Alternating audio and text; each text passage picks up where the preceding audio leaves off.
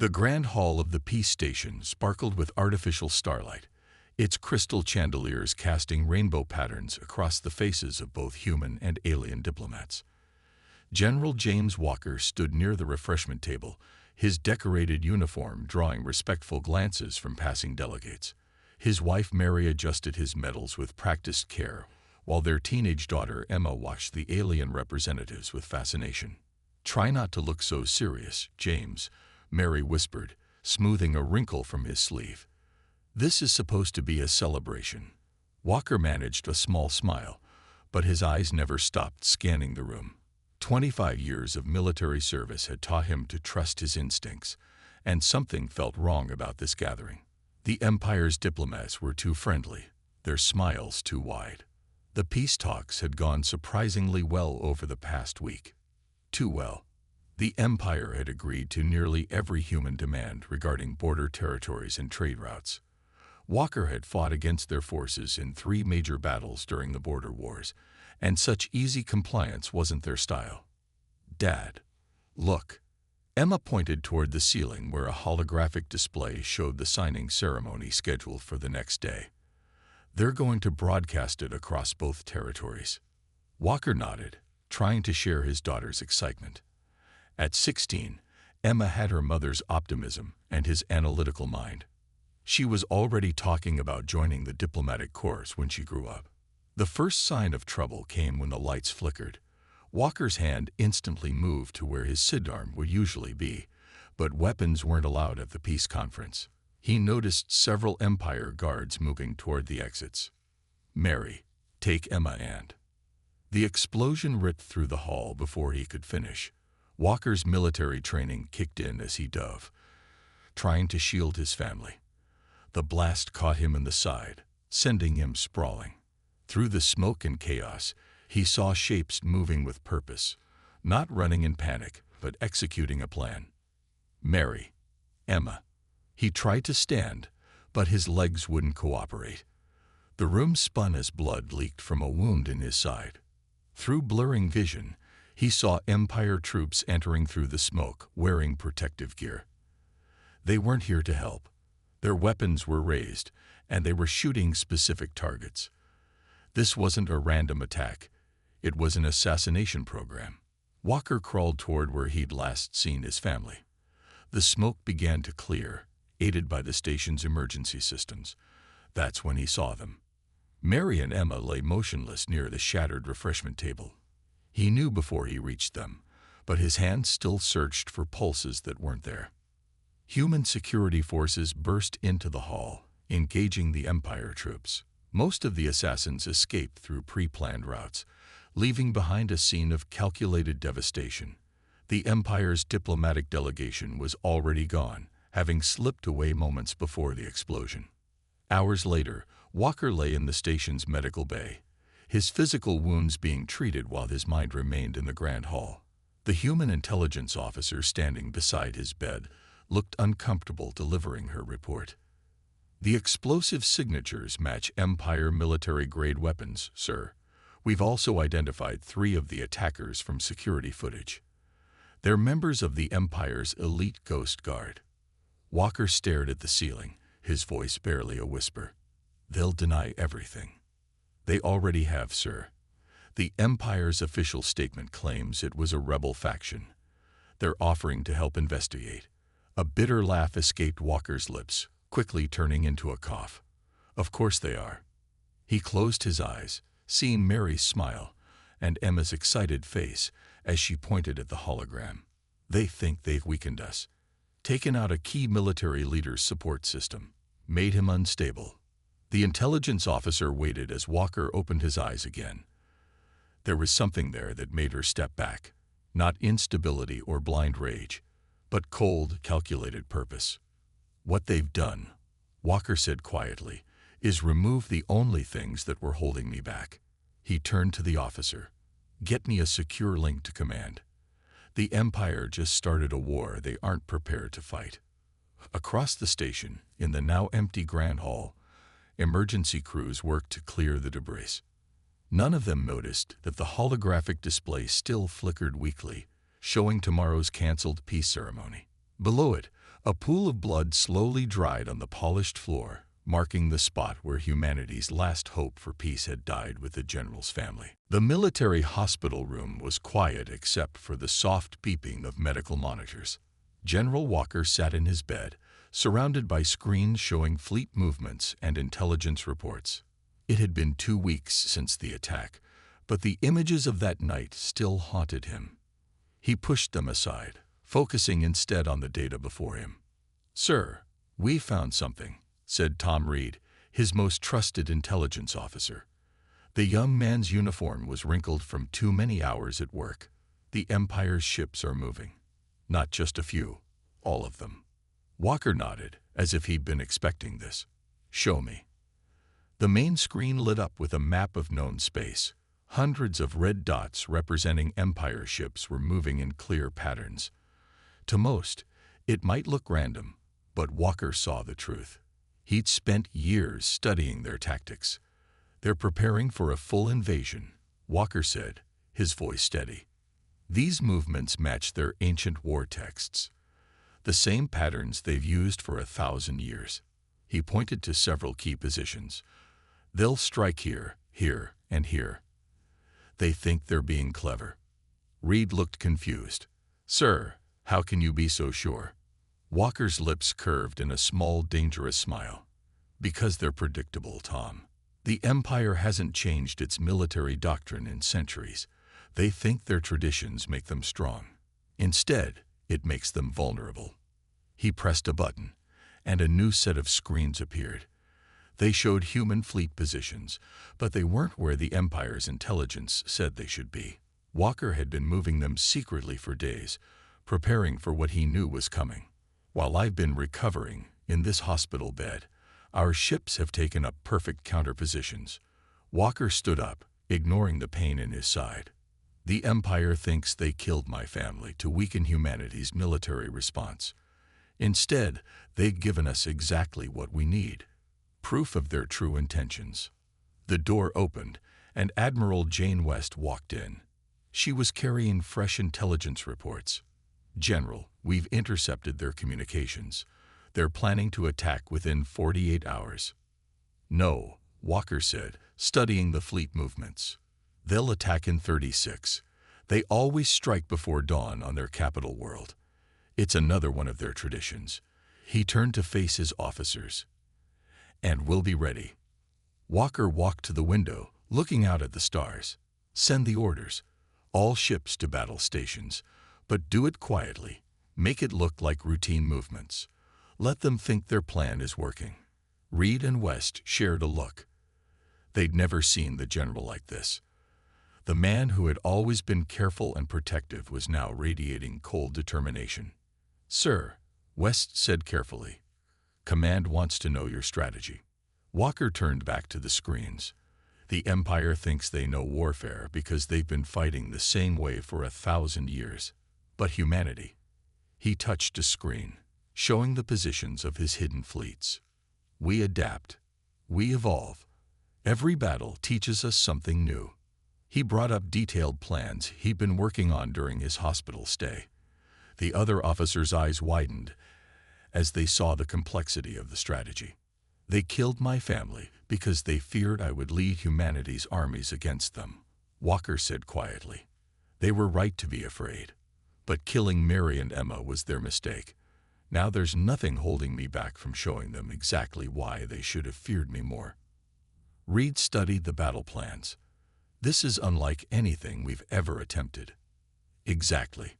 Walker's voice was firm. "The Empire expects us to fight like them, with proper formations and ancient tactics. Instead, we're going to show them how humans really fight when we have nothing left to lose." Outside the hospital window, ships began moving into position, their engines barely visible against the stars. In 36 hours, the Empire would launch their invasion, expecting to find a broken enemy. Instead, they would find humanity's fleets waiting in perfect ambush positions, led by a man who had nothing left but his duty to protect Earth. Walker looked at the final screen, showing the Empire's capital. "They wanted a war," he said softly. Now they're going to learn what happens when humanity fights back. The Empire's invasion fleet appeared exactly when Walker predicted, just before dawn on their capital world.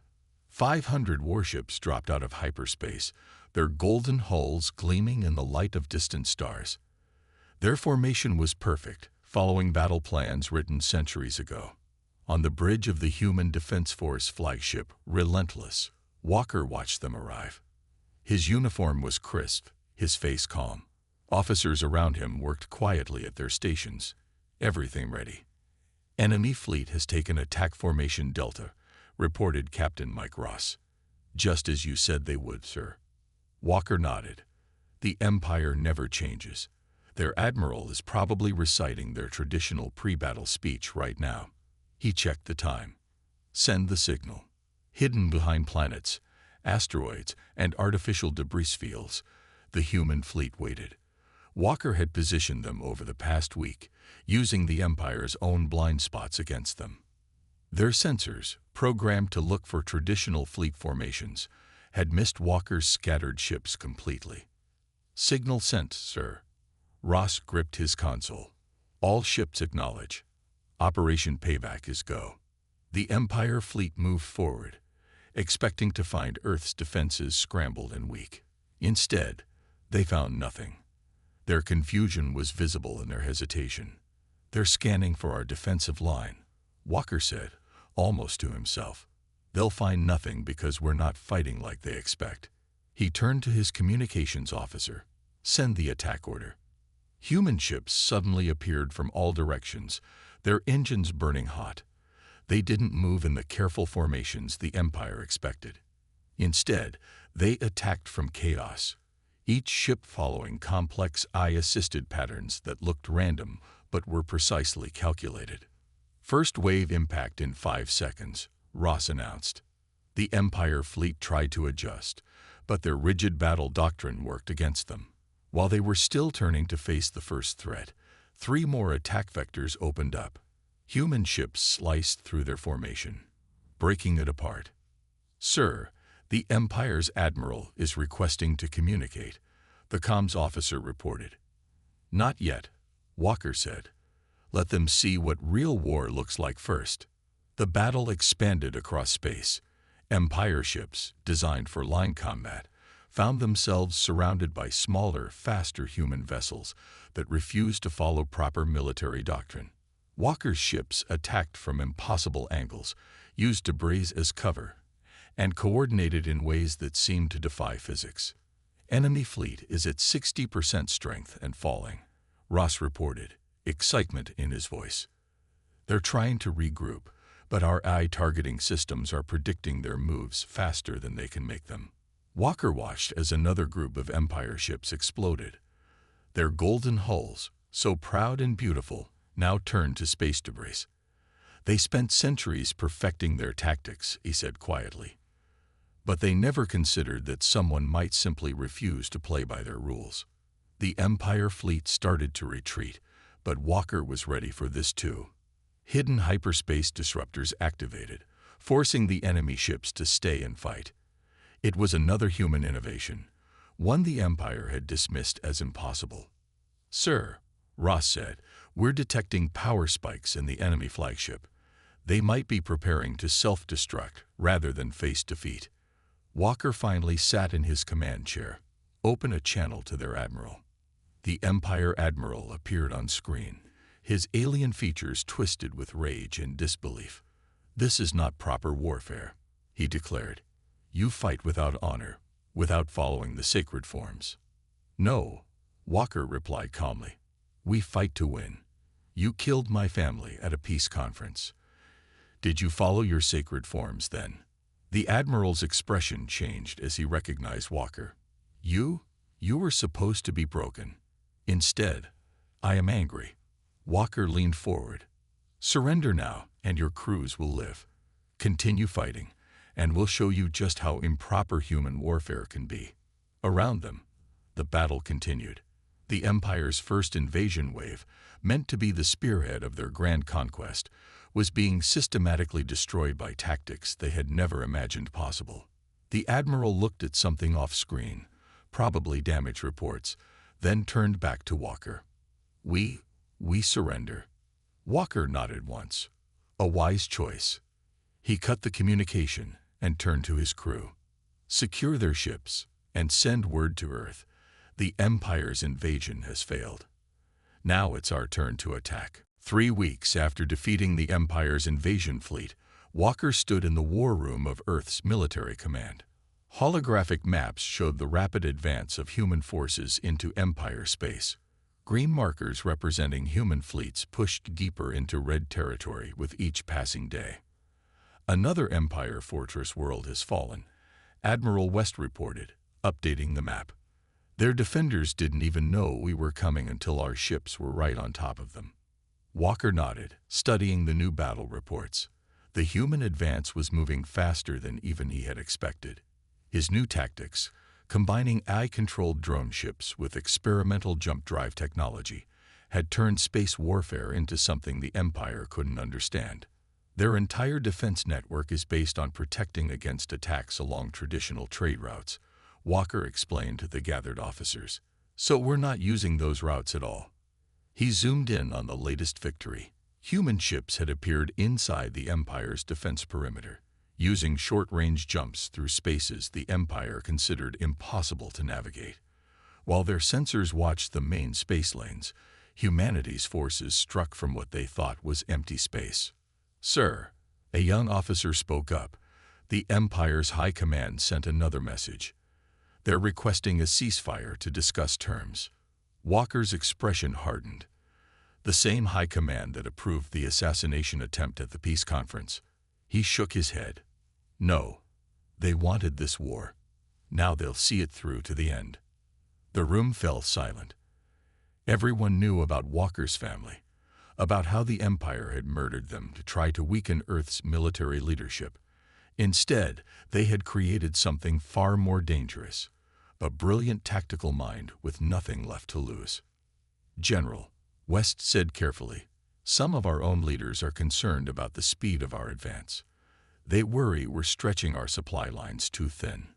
Walker pulled up another display, showing the Empire's rigid patrol routes and defense stations. The Empire thinks the same thing. They're waiting for us to slow down, to fall back to resupply. A small smile crossed his face. Show them. West activated a new overlay on the map. Hidden among the debris of space and the chaos of battle were hundreds of small supply ships. While the Empire watched for large military convoys, human vessels darted between the gaps in their sensor networks. We're not fighting the way they expect, Walker continued. Every ship in our fleet can be resupplied by these small, fast transports. The Empire looks for large supply convoys because that's how they've always done it. Their blind spots are our highways. A message flashed on the main screen. Another Empire world had just surrendered without a fight. They had seen what happened to those who resisted. What about their home defense fleet? Someone asked. Our intelligence says they're gathering everything they have left to protect their core worlds. Walker brought up the latest scout reports. The Empire was indeed gathering its remaining ships, forming the largest fleet anyone had ever seen. They were falling back to their most sacred and heavily defended systems. Let them gather, Walker said. Let them form their perfect battle lines and recite their ancient war prayers while they prepare for the grand battle they expect. He activated a classified display, showing a new type of ship being built in secret Earth shipyards. We'll have something new ready for them. The officers stared at the designs. The ships looked nothing like traditional warships. They were smaller, faster, and carried weapons that broke every rule of proper space combat. Sir, West whispered, are those the future? Walker finished for her. The Empire thinks they know war because they've been fighting the same way for 1,000 years. We'll show them what humanity has learned in just 3 weeks of real combat. He looked at the map one last time, at all the territory humanity had taken while the Empire was still trying to understand what was happening. They killed my family to prevent a war they thought they could win. Instead, they started one they never saw coming. Around the room, officers nodded grimly. The Empire had started this fight thinking they were the masters of warfare. Now they were learning that humanity, pushed too far, was capable of reinventing war itself. The warning came at midnight Earth time. Walker was reviewing battle plans when his command center's alarms started blaring. Red emergency lights flashed as reports flooded in from deep space sensors. "General," Captain Ross burst into the room. "They're moving something big. Something we've never seen before." Walker moved quickly to the main display. The images showed a massive object emerging from hyperspace at the edge of Empire territory. It was larger than any warship ever built, its surface covered in strange energy patterns. "Analysis," Walker demanded. "It's some kind of weapon, sir." Ross's voice shook slightly. "They're calling it the Sun Killer. Our spies report it can destabilize a star's core, making it go supernova." Walker studied the readings carefully. The Empire was getting desperate. They had lost half their territory in just 2 months. Now they were playing their final card, a weapon to threaten Earth itself. "They'll target our sun," Walker said calmly. "They think this will force us to retreat." He turned to his staff.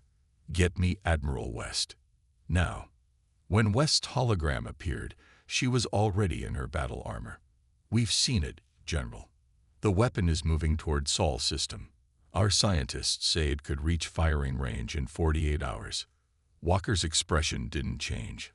"How many of our new ships are ready?" 6 squadrons, West replied. "Not as many as we planned, but it's enough." Walker activated a secure display, showing a plan he'd prepared weeks ago. "They think they're surprising us with this weapon. They're not." The room fell silent as officers studied Walker's plan. It seemed impossible, but they had learned not to doubt him. Every time the Empire had tried to outmaneuver humanity, Walker had been 3 steps ahead. "Sir," Ross said carefully, "you knew about this weapon." Walker nodded. "We intercepted hints about it 2 weeks ago. That's why I ordered our new ships equipped with those experimental phase drives." He looked at the weapon's approach vector. The Empire is predictable. They always save their ultimate weapon for when they're desperate. The plan was typically bold. While the Empire expected humanity to either surrender or launch a desperate defense of Earth, Walker had something else in mind. The new human ships, smaller and faster than anything in space, would use their phase drives to bypass the weapon's shields completely. "They'll expect us to target the weapon itself," Walker explained. "Instead, we're going after their command ship. The Empire always controls their superweapons from a safe distance. It's tradition." West's hologram smiled. "And we know how much they love their traditions." The next 12 hours were a blur of activity. While the Empire broadcast demands for Earth's surrender, human forces moved into position. The new ships, with their sleek black hulls that absorbed sensor scans, slipped through space undetected. Walker watched from his command center as the trap was set. The Empire's weapon, following ancient protocols, was accompanied by a massive escort fleet. Behind them all, just as he predicted, was an oversized command ship decorated with Imperial symbols. "All ships in position," Ross reported. "The Empire's fleet is exactly where you said they'd be." Walker thought of his family, of Mary and Emma. The Empire had killed them thinking it would break him. Instead, it had helped him see their weaknesses more clearly than ever. "Send the attack signal," he ordered. "Let's show them humanity's response to their ultimate weapon." The battle that followed would be remembered for centuries. While the Empire's fleet guarded against a frontal assault, human ships phased into existence inside their formation. The new weapons, designed specifically for this moment, tore through the Empire's defenses like they weren't there. In the end, it took less than an hour. The Sun Killer, the Empire's last hope for victory, was captured intact. Their command ship, with its ornate decorations and traditional design, was reduced to floating debris. Walker looked at the aftermath on his displays. "Send word to Earth," he said quietly. "The threat is over. And tell our scientists to start studying that weapon. It's time the Empire learned what humanity can do with their technology. The throne world of the Empire filled the main view screen of the Relentless. Its golden cities and massive orbital rings showed the power this civilization had once held. Now, those same rings were crowded with warships, the last fleet the Empire could gather. Walker stood at his usual spot on the bridge, hands clasped behind his back. The past week had seen the Empire splinter into factions. Many worlds had surrendered after the Sun Killer's capture, but the Hardliners had retreated here to make their final stand. Enemy count is at 1,000 ships, reported Captain Ross. They'd stripped every remaining loyal world of its defenses to gather this fleet. Admiral West's hologram appeared next to Walker. "Your orders, sir." "We could wait them out. Let their supplies run low." Walker shook his head. "No, they'd rather die than surrender that way. Their pride won't let them fade quietly." He studied the enemy formation. "Besides, they're planning something. Look at their placement." The Empire's ships formed perfect geometric patterns around their throne world. It was beautiful, like a deadly work of art. Even facing defeat, they clung to their ancient battle formations. "Multiple signals coming in," the communications officer announced. "Different Empire factions wanting to discuss surrender terms." "Put them through to the diplomatic channels," Walker ordered.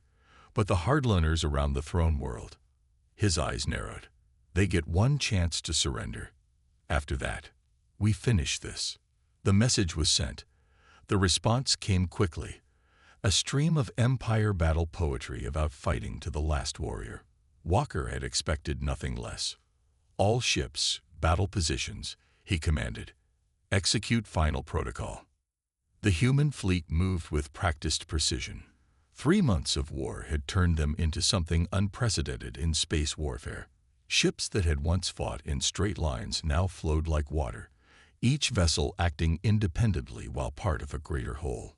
The Empire fleet watched them approach. Their sensors must have been confused by the strange readings from humanity's new ships. The captured Sun Killer's technology had taught humanity many things about energy manipulation. "They're powering up weapons," Ross reported. "All ships showing active targeting." Walker nodded. "Let them fire first. Let history record who started this final battle." The Empire's first volley was magnificent. Thousands of energy beams lit up space in a display that would have destroyed any conventional fleet. But humanity's ships were no longer conventional. "Activate phase shields," Walker ordered. The new defensive technology, reverse-engineered from the Sun Killer, absorbed the Empire's attack. Their mighty weapons, unchanged for centuries, proved useless against humanity's rapid innovation. "Return fire. Show them what we've learned." Human ships launched their own attack. Weapons based on the Empire's own technology, but modified and improved, tore through their defenses. Ships that had stood proud for centuries fell before weapons they couldn't understand. "Sir," Ross called out, "they're launching some kind of pods toward the planet." Walker had expected this too. "Evacuation ships. Let them go." He turned to his crew. "We're not here to slaughter them. Target military vessels only. Let their civilians escape." The battle raged for hours. The Empire fought with desperate courage, but courage alone wasn't enough.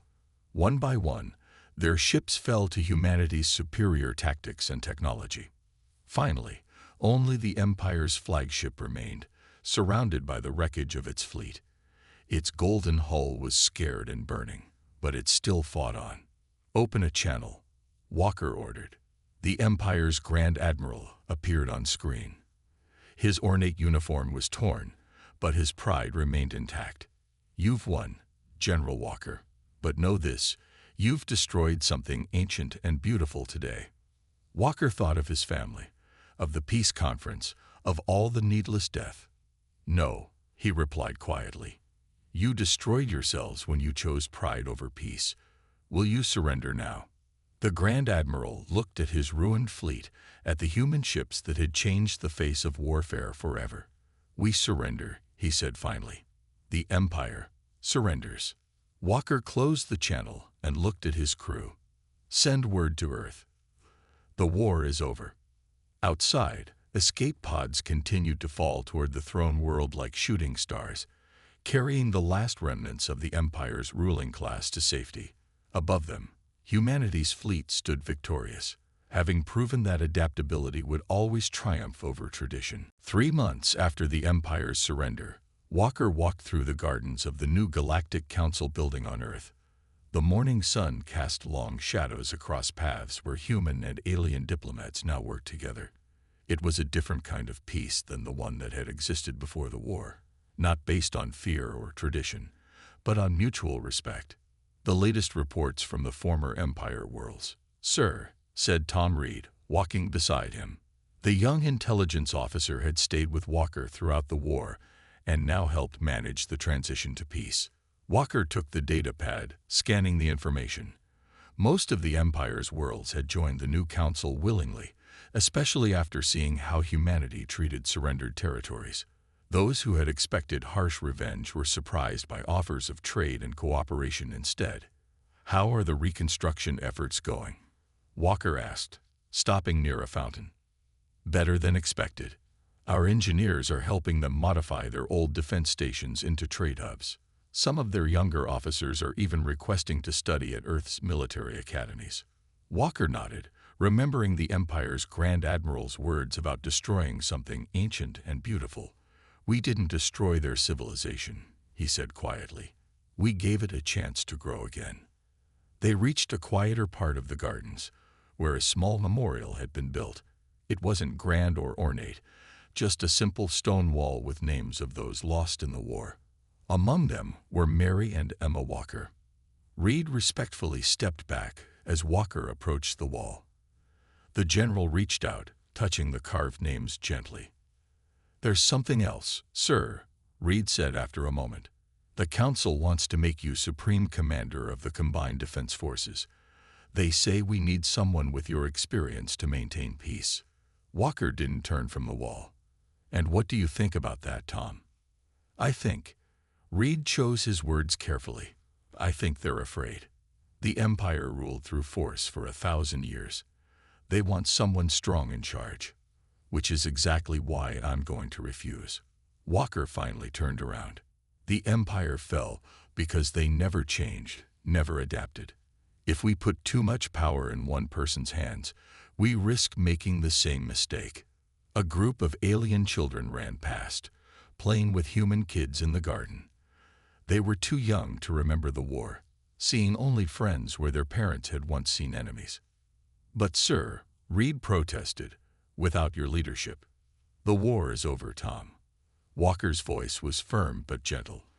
"I did what I had to do because they left us no choice. But if we're going to build something better, it has to be built on cooperation, not military power." They walked back toward the council building. Through its crystal walls, Walker could see representatives from 100 worlds working together. Former Empire worlds sat beside human colonies, all having an equal voice in shaping the future. "What will you do now?" Reed asked. Walker watched an Empire transport land at the nearby spaceport, bringing more delegates to join the council. "I'm going to teach," he said, "at the academy. Share what we learned about adaptation and innovation. Help train the next generation to be ready for whatever comes next." He looked up at the sky, where construction satellites were building Earth's first diplomatic station. Unlike the Empire's grand fortresses, it was designed to be welcoming to all species. "Mary would have loved this," Walker said softly. "She always said the best victory wasn't defeating your enemy, but turning them into friends." Emma, too. She wanted to be a diplomat, to help people understand each other. Reed smiled. "They'd be proud of what you've built, sir." "What we've all built," Walker corrected him. He took one last look at the memorial wall, at the names of those who had paid the price for this peace. "The Empire tried to break us by taking away what I loved most. Instead, they taught humanity how to come together and fight for something bigger than ourselves." As the sun climbed higher, more delegates arrived at the council building. Humans and aliens, former enemies now working side by side. Walker watched them, knowing that while the price of peace had been high, its rewards would last for generations to come. "Time for the council session," he said, straightening his now diplomatic uniform. "Let's go help build something that will last longer than any empire."